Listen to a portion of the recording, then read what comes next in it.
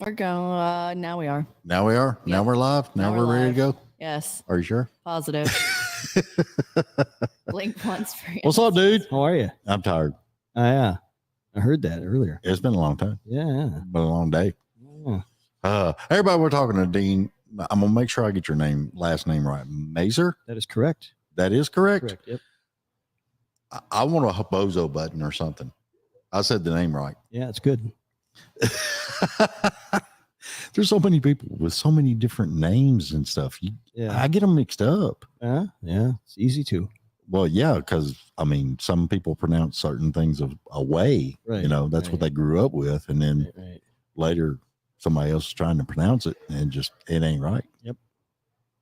There's nowhere near right. Have you played yet? I have. Where'd you play at? Down at the Star Ranch. How was it down there? It was good. I heard it's pretty good. Yeah. I haven't been down there. The sound was good from stage. I honestly, I have not been down there yet, so I don't know. So It's a nice stage. I might go down there and eat. Somebody said the food was real good. That's what I've heard too. You ain't ate yet? Haven't tried it yet. Damn. Let's go eat. All right. As soon as we're done. Now we got to find somebody to pay for it. I still got to tear down all this stuff. By the way, can I get a little bit more of myself in the headphones? Is that possible? Just a little tad more? I'm trying to figure out which one you're on. This one here. There we go. How's that? A little more. There we go. Yeah, that's better. There we go. Okay. Thanks. That's why I like this little headphone amp. It's nice. It's nicer than trying to get somebody from the board to do it. Right.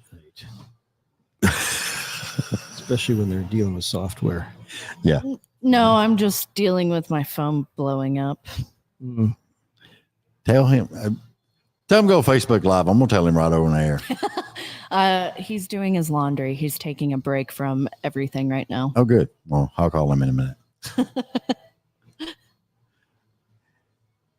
I don't know. I mean, it sounded good. It's nothing but fun. Have you been down here since 12?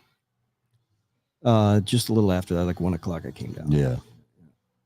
It's actually not a bad little place. I like Gallatin. It's cool. Where are you out of? I'm in Hendersonville. Oh, so you're just down the road. Just down the road. I just moved there. So I like it. It's nice. Well, I grew up in Nashville, Tennessee. Then I moved all around. And then I finally settled on Portland. And then, but I've been in and out of Gallatin and Hendersonville and all that stuff. So it's just crazy. It's a nice little community here. Yeah, it really is. Yeah. And it's smaller in Portland. That's what's weird. Where's Portland? You're talking Portland, Tennessee? Yeah, just straight up 109. Okay. You're supposed to know that. No, I'm not from Tennessee. You probably heard that though, didn't you? Yeah. I had to hit all the little small towns around it. So. Right. Okay. So are you close to the lake? Not really. I'm north of the 386. Okay. I mean, it's close enough. Yeah. Yeah. So I used to go down there all the time, go fishing and stuff. Oh yeah. I used to actually have time to go fishing. Yeah. Not anymore. No. Oh. It's music industry. Yeah. Well, that's not a bad thing. No. I don't know. I'd rather be doing music than fishing. That's just me. How long you been doing music? I started on the guitar when I was 6 years old. Cool. Um, I've noticed a trend with different people that I ask. A lot of people learned an instrument or writing poems, stuff like that, between 6 and 11. And just about everybody I've had on the show today, they learned something or started picking up a guitar or some kind of instrument around the 10 or 11 age. Yeah. So it's kind of neat. I like seeing little trends and stuff like that. Yeah, it was good. I'm glad that the motivation for why was my mother's motivation. Mm-hmm. In the end, it all worked out. She wanted all of us kids in the family to be able to play in church. Right. And my dad was a minister. Mm-hmm. So that was, small towns in Wisconsin. That's where I grew up. Yeah. So, So yeah, that's why we were all introduced to instruments when we were kids, so that we could Yeah. play in church and stuff. So Well, my great grandmother, she played piano at the church, and she had a piano at her house too, oh yeah, and she played beautifully. yeah, my mom did too. But she did it all by ear. Right. She couldn't read a note or anything else, and she tried to show me some stuff on the piano. Had a Papa Joe, which he tried to teach me guitar, and I couldn't. My big thing was this didn't cooperate. Yeah, it just there's a nerve there that just ain't arcing. Right. And I just never could pick it up. Bass wasn't too bad. Yeah. But I didn't follow that either. Oh. I don't know. I just never was really. That's why I ended up doing lights and sound behind the boards and stuff, you know. Still a big fan of music, but just. I love music. Yeah. You know, that's one, it's always been a passion of mine. Just hearing it, you know, live concerts, stuff like that. I just love all that stuff. Did you get into live sound when you were like in high school? Right out of high school. Yeah. I started doing live sound all around. Well, I was doing live sound and I was doing lighting. I started learning all the lighting stuff and everything. But that was back in the old days when there was, you know, park hands and uncomputed boards, you know. And massive speakers. Yes. Those subwoofers back in the day. Oh, yeah. Well, I mean, it took a dolly and another guy to move some of the stuff, you know. Right. But they hit better than anything you ever heard. Yep. No, I remember going to concerts and when I was a kid, feeling those things more than hearing them. Yeah. I met a guy one time. He swore up and down he had the mains that was off the stage at Woodstock. He claims that? He claimed that. Yeah. I don't know how true it was. And I went to his garage. He was going to show them to me. Yeah. There was no speakers in them. It was just the cabs. Just the cabinets. And those things were 8 foot tall. Yeah. And about 5 foot wide. And he swore up and down. And I was just like, okay, I believe you. You know, right. Where's the speakers? Yeah. Oh, somebody stole them out of it. I'm just like, So it was those moments, you know. Yeah. So did you end up doing any tours then as a sound man? No. All local shows? All local. I did all local around Nashville. I'd run sound, I'd set them up, and then I'd run the lights. Got it. And the last light gig that I had was 2006 to 2008. I was LD down at the Limelight, which they've since tore down. And I did a lot of acts through there and everything else. And now it's been podcasting then in the last couple of years? Yeah, well, I got divorced and that'll drive you to podcasting, won't it? Well, divorce led me away from the music industry because you kept hearing that you ain't making no money, you know. You know the story. And I was actually talking to a couple of my friends, Eric Morrow and Thomas Marino, because my day job's driving a truck. Oh. And they drove truck. Okay. And Thomas is a producer for indie movies. And Eric Morrow has done some voiceover work and stuff. Yeah. And I was sitting there on the phone with them because we was all three-way on the phone. And I was sitting there talking to them and I said, you know, I want to get back into the industry now that I'm single and got my life straight. I don't know what I want to do. I don't want to get back into lighting because it's all computer-driven crap now. And I can't understand these new boards. The new light boards? No, the new soundboards. Soundboards, oh. Because it's all digital. Right. And I'm an old school analog mug, you know. And they just they both sat there and said, well, you know, you've got this voice. Why don't you do podcasting? And I'm like, you're kidding me. No, it's good. Oh, thank you. Yeah. And they were like, no, you need to do podcasting. And I'm like, well, okay. So I researched it for 6 months and started putting everything together with my background in, music and the boards and everything else. And the technology aspect of it. Yeah. yep. And then what I've got down here is only half of what I've got at the studio at home. Yeah. You enjoy it. I enjoy it. I enjoy the conversations. It's nice, isn't it? It's fun. I like talking to musicians myself as well. I think it's a you can always learn something. Mm-hmm. And that's the key. Oh, My daddy always told me, he said, always wake up with the thought process in your head. You're going to learn something new today. right. That's a good lesson. Mm-hmm. Because you do. Yeah. And a lot of it is through conversations with somebody else. Right. Right. Oftentimes. Mm-hmm. Yeah. And half the time it's somebody that you never knew. Right. Right. You never met. But when you get done with the show, I hope people have learned something. Mm-hmm. They've had some fun. And we made a new friend out of it. Right. Right. And that's all you got to do. Yeah. It's good. It's a good methodology, if you want to call it that. Well, you can. Yeah. It's possible. That's possible. Who knows? Right. But we find out all kinds of stuff.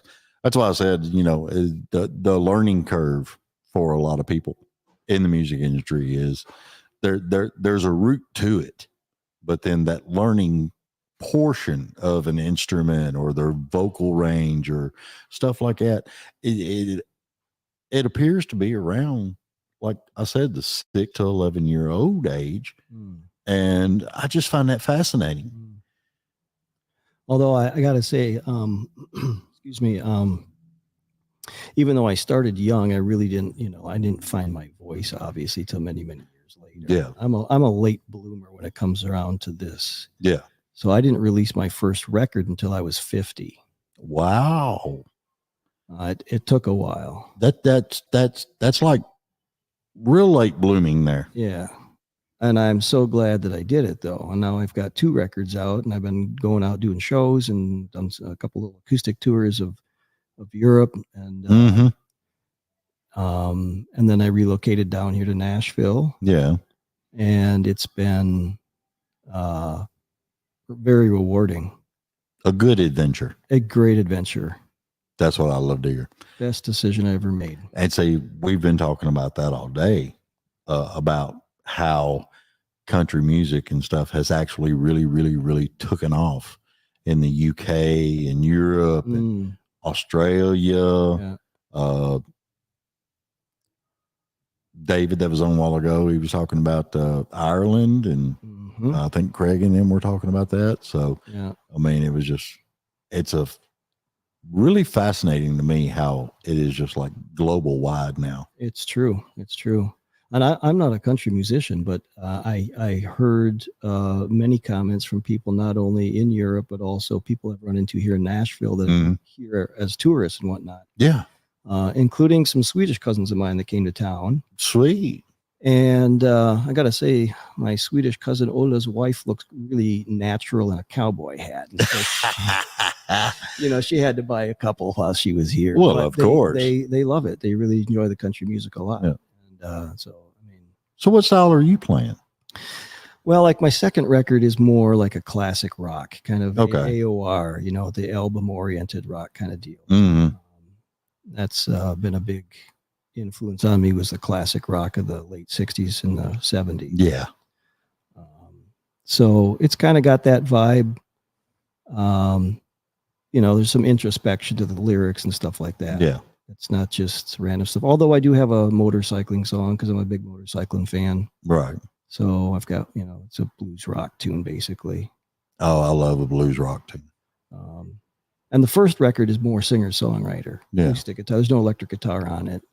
I've got cello and piano and violin, and saxophone and stuff like that on the record. It's chill. Yeah. Or there's an instrumental on there that I named the CD after, which is Delphinium. Mm-hmm. And Delphinium is a flower genus known as a late blooming flower. So I figured, well, since I put my record out at 50, Well, yeah. it seemed like a good name for it. Apropos. And they're typically they're very like purpley in color, those flowers in that genus. And I like purple. So, well, it's, I was talking to Sisters Jay about that. And one of the sisters actually is more folksy than the other one. And it's rather unique what they've put together. And that's what I like is I like unique music, stuff that other people are not normally doing mainstream, you know? Oh yeah. Because one of my favorite movies of all time was Risky Business. And the music in it was Tangerine Dream and the band I was trying to think of earlier, I couldn't think of. I just thought of it. Alan Parsons Project. Oh, sure. Yeah. You know, all that experimental type music is what they called it back then. Right. And I love that type of music. So that's where I'm going to have to go home and look up your first album. There you go. Oh, I got a CD in my backpack. Oh, sweet. I'll just give you one. Cool. Thank you. Can't guarantee you'll like it, but there might be one or two songs. Hey, you never know. Actually, there was only 3 songs on the Alan Parsons Project that I actually liked. Oh, yeah. It was just something about them. Some of those older records I have found, they're what I call creeper records, where they kind of creep up on you over time. It kind of grows on you after a while. Like it doesn't hit you at first, but the more you listen to it, the more you're like, oh, okay. Yeah. I kind of like those records. Well, it's and those songs too from artists that are like that. Well, the Tangerine Dream one that I liked, I listened to them a lot, but the subway scene that had a particular piece of music on it, I wasn't fond of.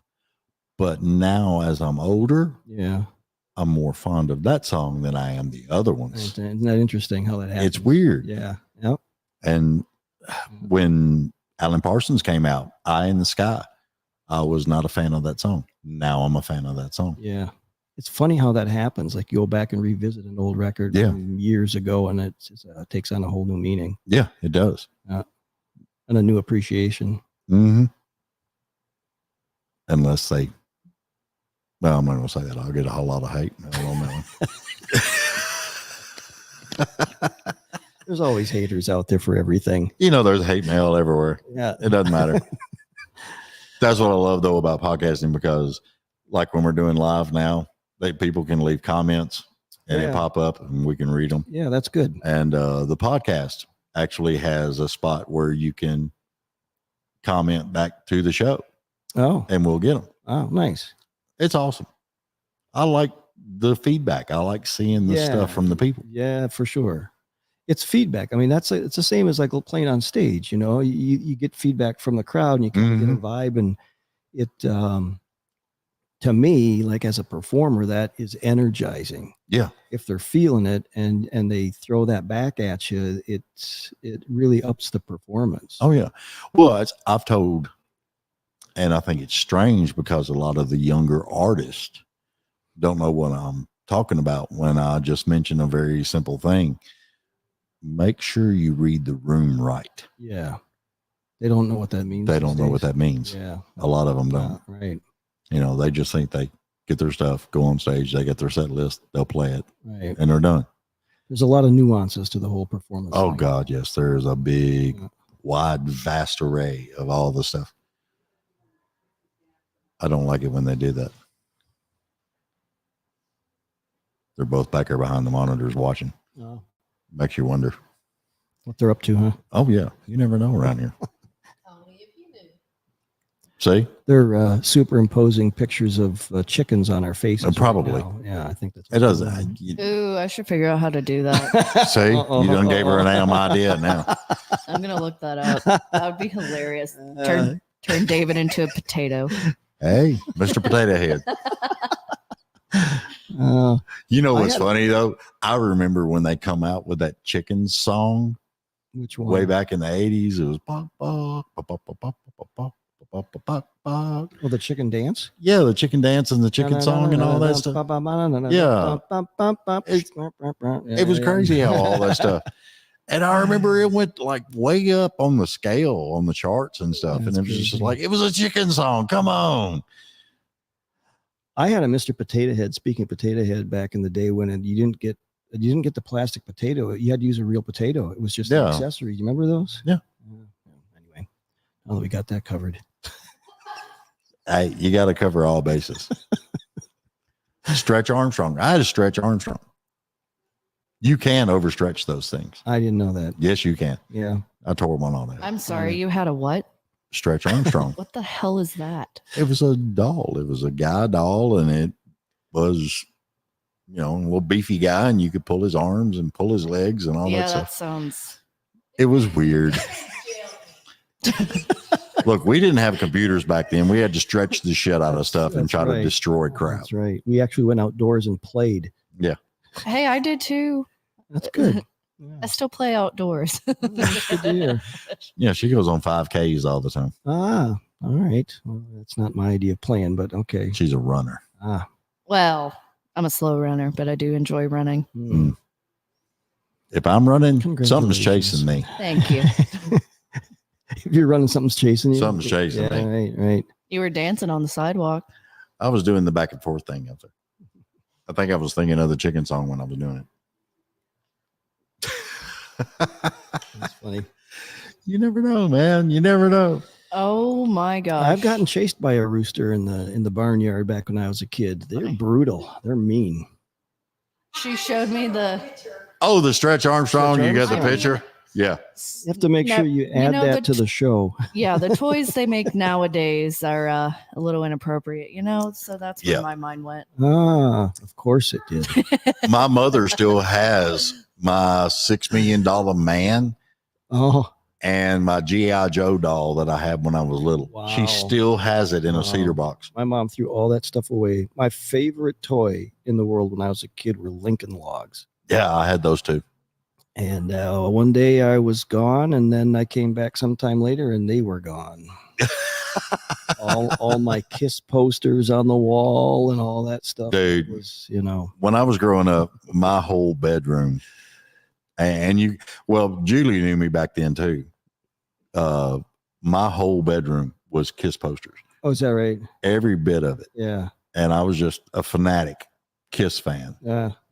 Until they took their makeup off, and then I just it just kind of. I had every Kiss album from the time they started till the time they took their makeup off. Yeah. You got all their solo records. I had it all. Yeah. And the solo albums. I had the solo albums, and remember they came with a poster on the inside, and they all connected. Yeah. To make one big poster, giant poster. Yeah, that was on my bedroom wall above my bed. Uh-huh. I had to take posters down to put that up. I believe it. Yeah. My mom took my posters down to put up new wallpaper after I moved out of the house. It's amazing how quick it changes. I thought she'd at least put the stuff in a box, right? You would think. Yeah, but I mean, it was eloquently done. Yeah. We took pride in our posters on the wall. Oh, heck yeah. Yep, absolutely. That was an important part. Very important part of growing up. Well, yeah. Music and stuff. Yeah. Nothing but fun. So you was a metalhead growing up? I wouldn't call myself a metalhead, but I listened to rock. Yeah. Queen, News of the World is probably one of my favorite records growing up. Yeah. I still love Brian May's tasty guitar playing to this day. What amazes me is him and his dad built the red guitar. Right. And he still has it to this day. Right. He still plays it. And they've now modeled it and they're making those, selling them and stuff like that, which is cool. But he was a fabulous guitarist. Yeah. Oh, tasty. Very tasty. Yes. And I've always liked that, but, and then I had an older brother who was into Steppenwolf and Bachman Turner Overdrive, those bands and stuff like that. And I, Zeppelin and things like that. And then Hendrix came along and into my world anyway. And that was amazing. Oh, yeah. And then my brother introduced me to the blues later. Yeah. He was managing a record store.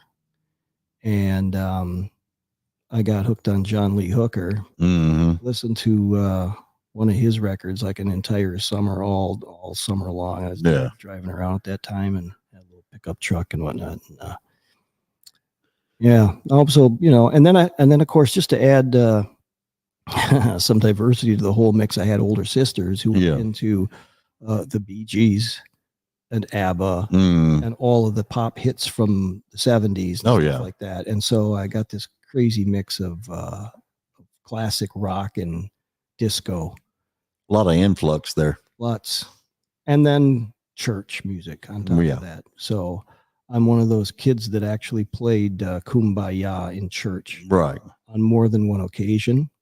And I am still alive. So Yeah. I survived that. See, one of my biggest, I loved Striper when they came out. I remember that band. Yeah. That tone that they had, man, Yeah. that tone was not like anything else I was listening to at the time. That's actually what drawed me in, was the tone of the guitars. Is that right? So that's like more 80s kind of hair Yeah. band stuff. Was that your era? Yeah. Got it. Yeah, because I'm an old fart. Yeah. Yeah, we both are, I guess. You younger than me? What are you talking I'm about? probably older than you. I don't know. I'm 59. I'm older than you. Bullshit. I turned 60 this year. Damn. Yeah. I got one more year before I turn 60. Enjoy it. Yeah, I know, right? Like the world's going to end or something. Right. Who knows? I'm finding though that the real good stuff is happening in my later years. Mm-hmm. Yeah. I'm having more fun now than I ever had, Yeah, I agree. because I'm at that age where I don't care. Right. It's easy to kind of go, no thanks, and we'll go this way. Yeah. Yeah. That's all I worry about. Yeah. I think it's funny. Yeah. All right. Dean, you got a website or anything where people can find you? DeanMazer.com. Socials are all the same. Instagram is Dean Mazer, IG, and Facebook, same thing, Dean Mazer. So, yeah. Awesome.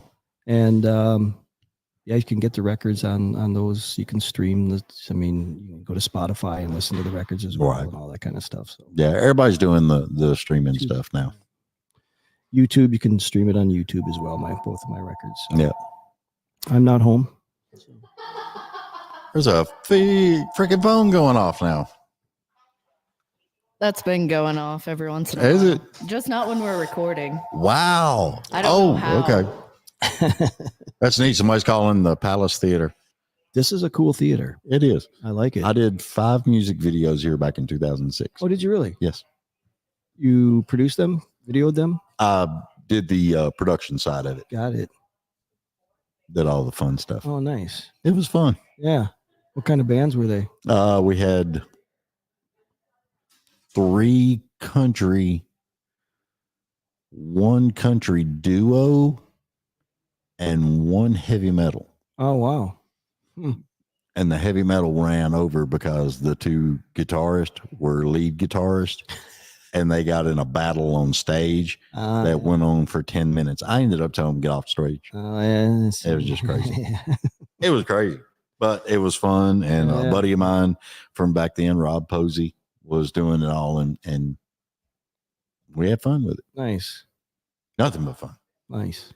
All right, Dean, I appreciate you being on, I man. appreciate you having me on. Hey, everybody check out Dean Mazer and go to his website, everything, download his music, check it out. And I'm going to check it out when I get home tonight, because I'm really digging the whole instrumental thing on the first album that I really want to check out. Yeah. Right on. It'd be awesome. Yeah. Well, Love it. thanks again. No problem, man. I appreciate you being here. All right. All right, we'll be back in a little while, y'all. Toodles.